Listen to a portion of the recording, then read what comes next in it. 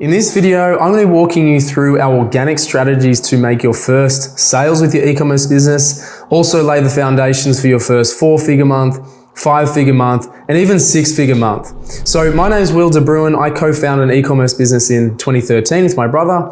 We left our corporate jobs, started our business from the kitchen bench from absolute scratch, and that business has since gone on to do multiple 7 figures per year. Over the last 2 years, I've also helped over 200 e-commerce brands hit record revenue months, hitting their first 10K all the way up to 100K per month as well. So when we start out, most people don't have much of a budget to spend on ads. Whilst ads are a great way to get your word out there as quickly as possible, get feedback from the market, and hopefully make some more sales if that market and message resonance is there, that product market fit is there. But typically the organic route is how most of us start out. And so I want to give you the 3 best ways organically about how to get those initial sales and also get into the thousands and tens of thousands per month as well. So let's kick it off.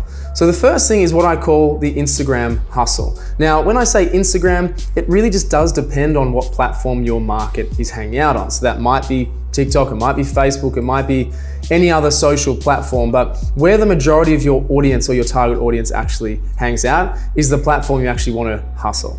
Now, what this actually means is essentially using manual ways in the sense of literally doing it yourself on your phone to like, follow, comment, share, and just generally follow your audience around. So let me use this as an example.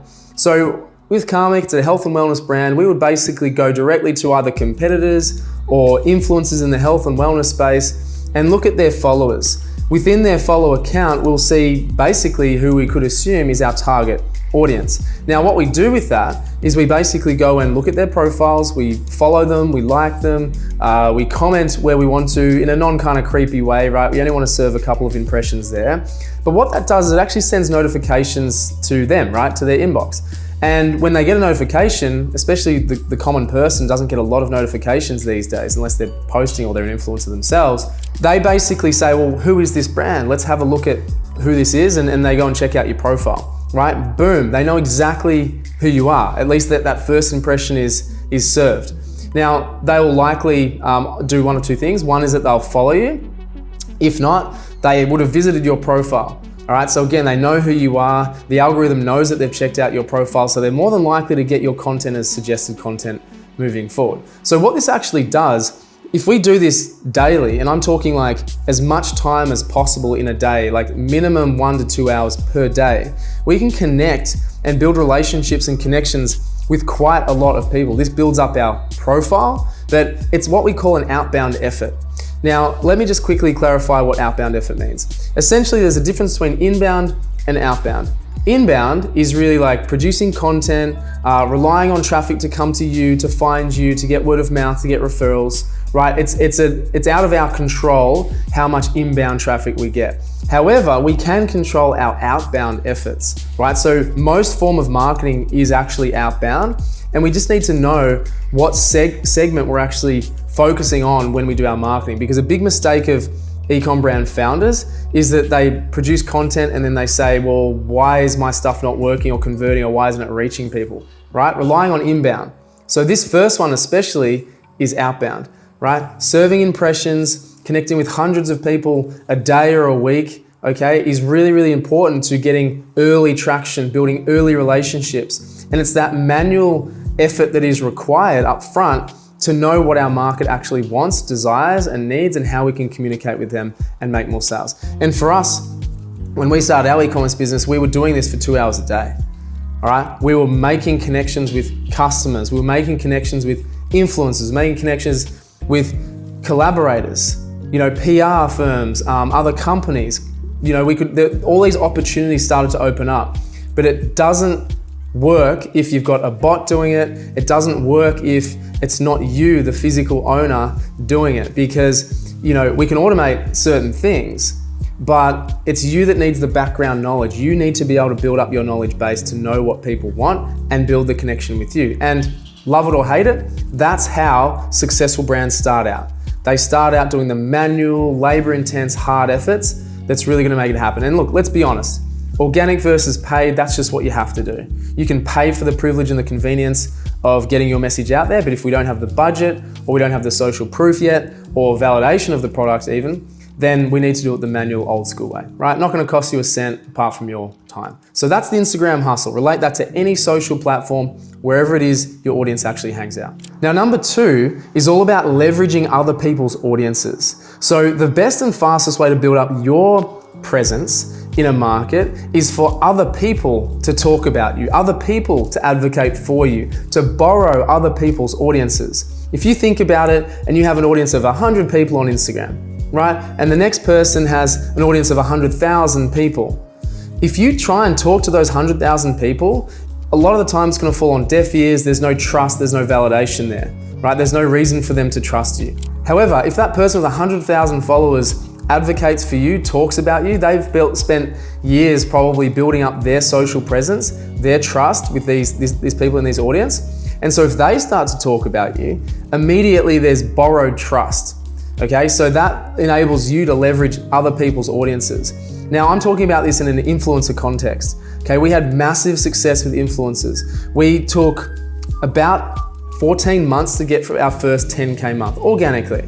Okay, and what actually cracked it, we went from 9K in 1 month to 27K, literally tripling our revenues in the very next month, in month 15, off the back of an influencer. Now, we had several influencers before that post, but it was one that led to that one that was able to really create really high leverage for us. She had a massive amount of trust, and therefore anything that she advocated for, people were gonna jump on and buy it.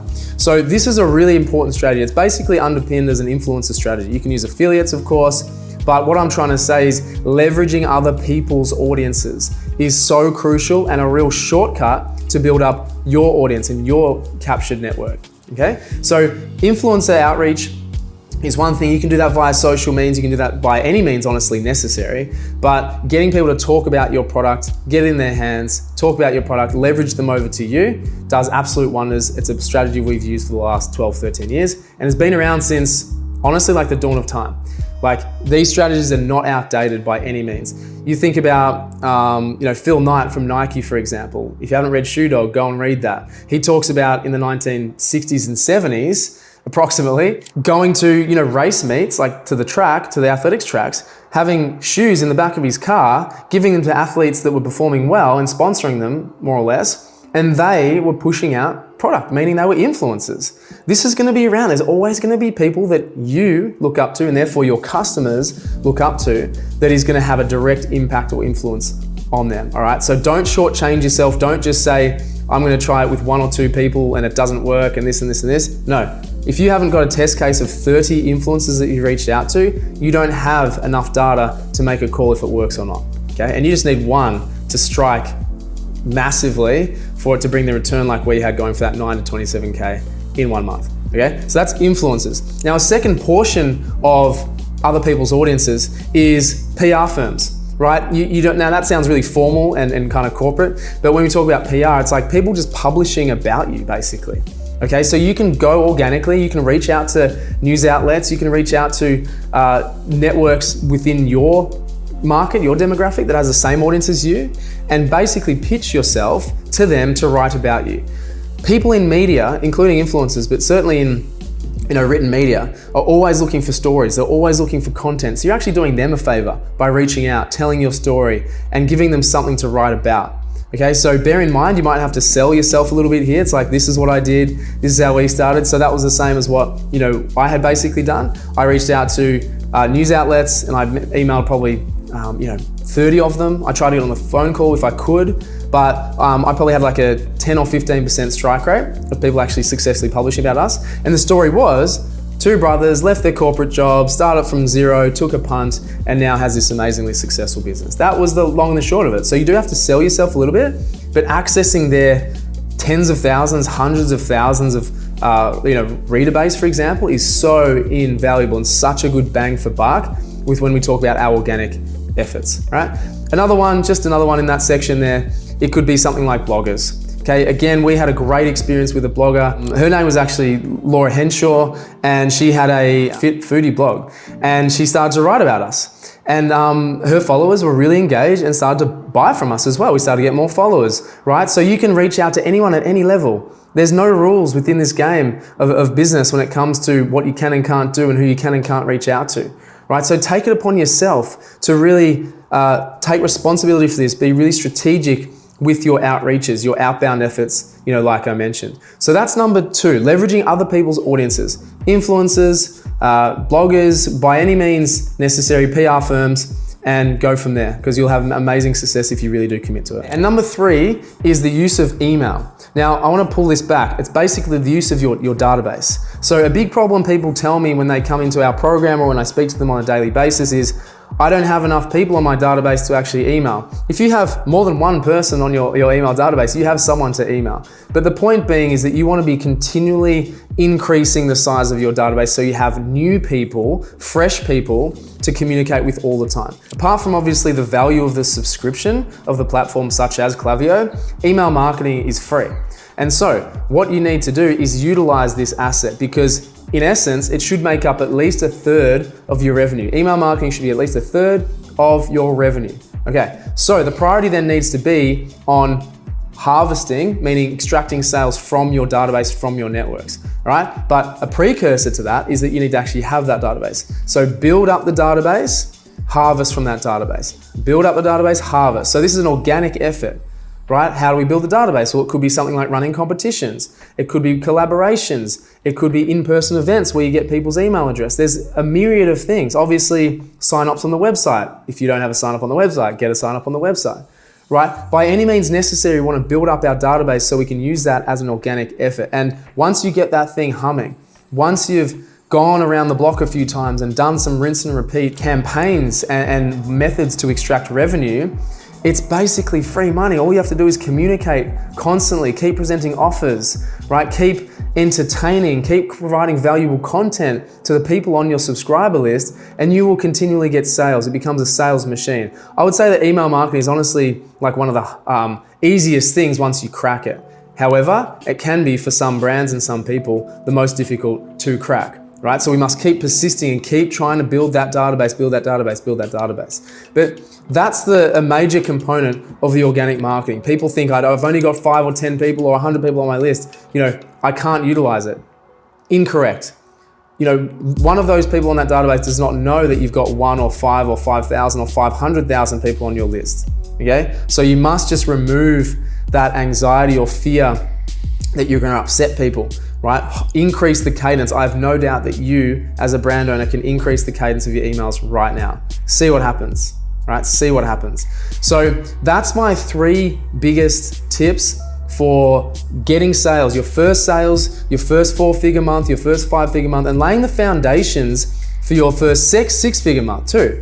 Because once you have something that works, once you have things and methods and strategies that you can do organically, that is the foundation laid for us to pour gas on the flame with paid ads. Because what works on a small scale typically works on a larger scale. That's called a fractal pattern, okay? So we need to really make sure that our organic efforts are working, they're humming, that there is that product market fit, audience messaging fit, so that you're getting sales in the door. So once again, that was the Instagram hustle, using our social platforms to engage with our audience.